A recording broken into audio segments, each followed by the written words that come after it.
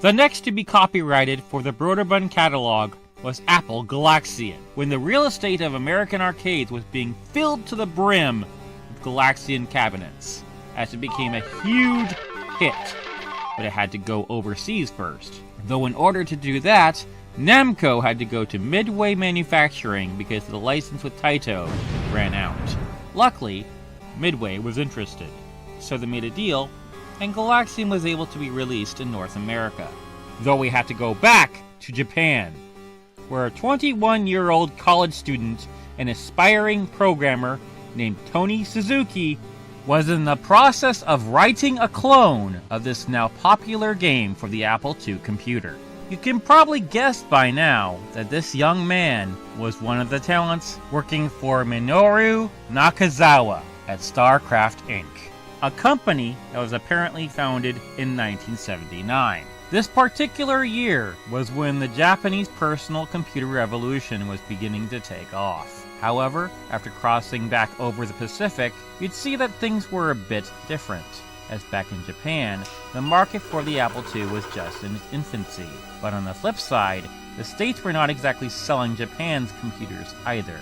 Whereas America's Apple II market was rapidly maturing and gaining recognition as a considerable industry, thanks to being priced within the reach of many middle-class families. It could also be the fact that Apple created a partnership with the Minnesota Educational Computing Consortium, or the MECC. Remember, the guys who brought us the Oregon Trail, which helped make the computer popular in schools. Because of this partnership, by the close of 1980, over 100,000 Apple II computers had been sold.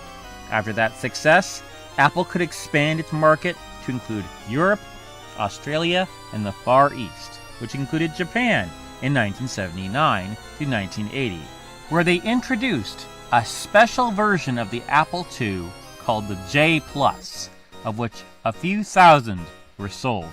Then fast forward after the West Coast Computer Fair, and by early winter 1980, Broderbund got their hands on Tony Suzuki's version of Galaxian, boasting impressive, vibrant graphics and sound, and most importantly, it perfectly replicated the fast-paced gameplay previously exclusive to the experience tailor-made for their hardware and arcade machines. This is when Doug decided to send this version of Galaxian to Robert Bleth, who had just started a software distribution business called Robwin Computing.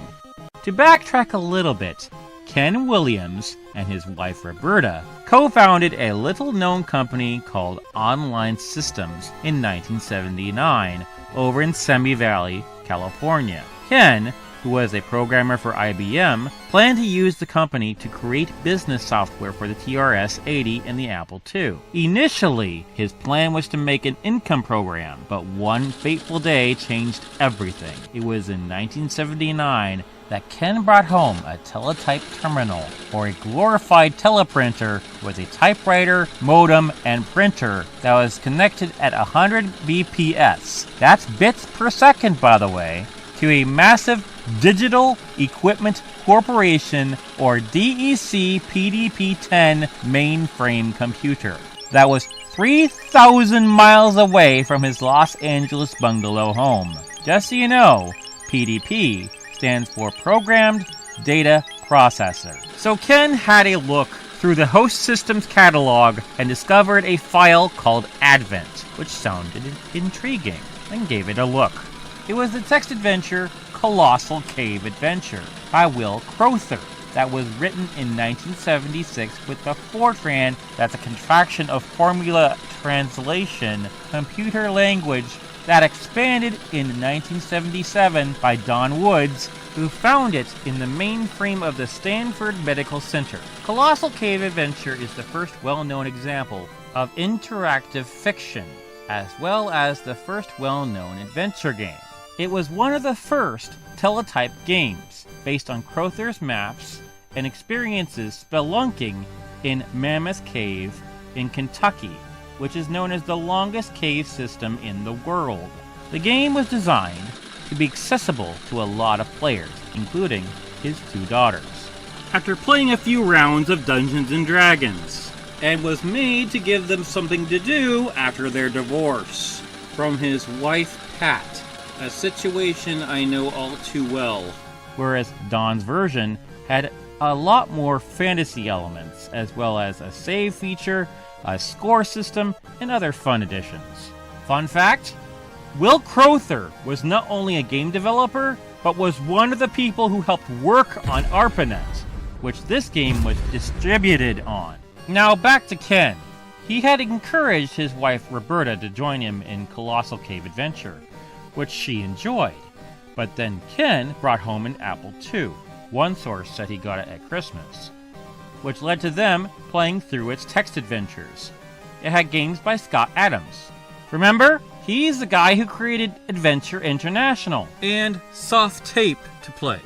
There's more you should know about Scott Adams, as he got his start in 1975, writing a graphical action game that was a lot like Space War on a 16-bit computer which was built by his brother Richard. The Adams Imp 16, the first ever 16-bit personal computer, whereas Scott was, in fact, the first person recorded to have created an adventure-style game for personal computers back in 1978 on a 16-kilobyte Radio Shack Tandy TRS-80 Model 1, of which was written in BASIC. That's right, beginner's, all-purpose, symbolic instruction code. That game was Adventureland, which of course he cited that the inspiration of said game was Colossal Cave Adventure, which has an awful lot in common with Adventureland. The text adventure that had no plot, but involved searching for 13 lost artifacts in a fantasy setting and is controlled through the use of written commands that notes movement such as the 4 cardinal directions: north, south, east, and west, as well as up and down. This game is able to recognize a total of 120 words, but the parser, that is a program that is part of the compiler, as to parse, meaning to extract information, usually syntactically and assign it to something else, aka taking anything in a programming or markup language to convert into executable instructions or data, can only take the first 3 letters in a word into account. Unfortunately, that means not only does the parser misidentify words, but commands need to be truncated, like light lamp would have to be written as liglam. To beat the game, you will need to collect a statue of Paul Bunyan's Blue Ox Babe, a jeweled fruit, a golden fish, a dragon's egg, a golden net, a magic carpet, a diamond necklace, a diamond bracelet, a pot of rubies, royal honey, a crown, a magic mirror, and finally, a firestone. After Adventureland, in specifically 1979, he wrote Pirate Adventure, Secret Mission, aka Mission Impossible, Voodoo Castle, a game that his wife was credited to have mostly made, giving a female character by the name of Medium Megan, named after their daughter, by the way, her first dialogue. The Count, Strange Odyssey, Mystery Funhouse, and Pyramid of Doom, which he made with Alvin Files. Any one of these, Ken and Roberta might have played. To my surprise, these games were ported to a ton of different platforms. After the TRS-80, we have the Apple II, then the Atari 8-bit, then the TI-99-4A, the Commodore PET, the Commodore 64, an IBM PC, the VIC-20, the ZX Spectrum, BBC Micro, Acorn Electron, the Dragon 32 and 64, and the Exidy Sorcerer. As for Soft Tape, it was founded originally as Soft Tech in 1977 by William V.R. Smith, Bill DePue, and Gary Koffler, 3 classmates from John Burroughs High School in Burbank, California. But when they opened their doors, whoopsie! Someone else had the name. So after a mere months later, they were forced to rebrand into Soft Tape, being the first publisher for Apple computers. As in soft, like software, and tape for the cassettes they sold. As a company, they published video games, utilities, and productivity programs. They made games such as some instant library modules, Tic-Tac-Talker, Star Warriors, Space Maze, Saucer War, Saucer Invasion, Rocket Pilot, Road Race, Space War, Fighter Pilot, Bulls and Bears, Bomber, Apple 21, Advanced Dragon Maze, Solitaire Poker, Roulette, Racer, Pro Golf 1, Othello, Microgammon, Jupiter Express, Journey, Gomoku, Crazy Eights, Craps featuring Bright Pen Craps, Coney Island, Burnout, Bubbles, and Baseball Fever. Just so you know, those were the games they made from 1978 to 1979 alone. Starting nationwide with the Soft Tape Software Exchange Club, first with Module 1, selling for $20 with a membership, and was the first service for the Apple II of its kind. Based on the sheer variety of other genres that Soft Tape had, it's a no-brainer that they would grow dissatisfied of text-based games. But in reality, it was Roberta that said it best. When I finished Adventure, it was as if a new world was open to me. I couldn't believe it. I played all the other adventures and they were fun, but they didn't match the original. That's right, she felt Soft Tape's only adventure game, Journey, didn't hold a candle to Colossal Cave Adventure.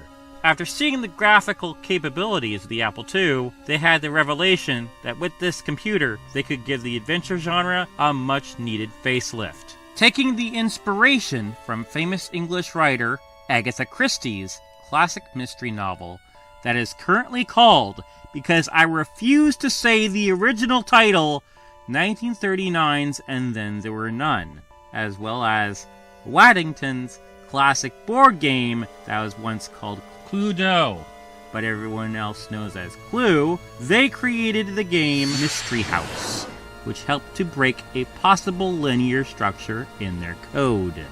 Though, in order to create this game, Ken had to borrow his brother's Apple II computer, possibly to speed up production, and the couple had to invest in a Versa writer, specifically the one from Peripherals Plus. Why did they need the Versa writer?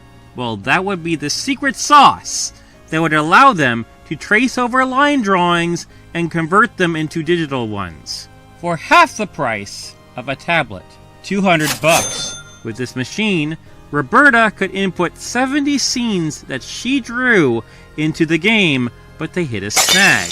The 5.25-inch floppy disk that they were planning to put their creation on was too small in capacity to fit all of her art. They only had 140 kilobytes to work with. So, what does Ken do? He makes the program draw the art for them by converting the images into coordinates and instructions to recreate their scenes on the screen. Ken also goes the extra mile and writes a better program for the Versa writer. Talk about a boss. With all of these steps, it only took them to finish the game a total of a few days. And it was completed in assembly language when everyone else was using BASIC on May 5th, 1980. This would be the first game for the now prolific female developer of Roberta Williams, who was only 24 and was the mother of 2 boys. Making this game created a spark in her that would last for decades. This was also the beginning of online systems, a name chosen initially for the purpose of Ken's consulting business with a focus on telecommunications. And this was the first graphical adventure game, being one of the earliest horror video games, part of the High-Res Adventures series. But there was more to the story, as Ken and Roberta were not exactly selling one game at their company's launch, as their friend Keith Wilde had a game called Skeet Shoot that he was willing to let them market. The game Skeet Shoot was of the action sports genre, with an overall focus on target practice. 1 to 5 players are in a competition, firing clay pigeons from a fixed position. Then pigeons are fired from both sides, from the left and the right in that order. You can modify the difficulty of the game by adjusting the size of the pigeons, their speed, and the width of each shot's spread, aka the gun choke. Believe it or not, Ken and Roberta came to Scott Adams and Adventure International first to discuss a partnership, where a 25% royalty was pushed forward, believing they could make $9,000 on Mystery House by the end of the year. However, Ken and Roberta wanted all the profit and naturally said no to the offer, and made their own advertising flyers by clipping magazines, pasting them onto backing stock, and making tons of photocopies. They readied themselves with 100 blank discs, using Ziploc bags for packaging, and a number of magazine advertisements. They were firmly in business. So, crazy thing happened after that. Even though Skeet Shoot and Mystery House were valuable launch titles for the company, because of Apple II game programmers in the early 80s, quickly and continuously surpassing technical quality of their programs, Ken removed Skeet Shoot from the company's lineup after just a few months from release because it already looked too primitive and dated compared to other products at the time.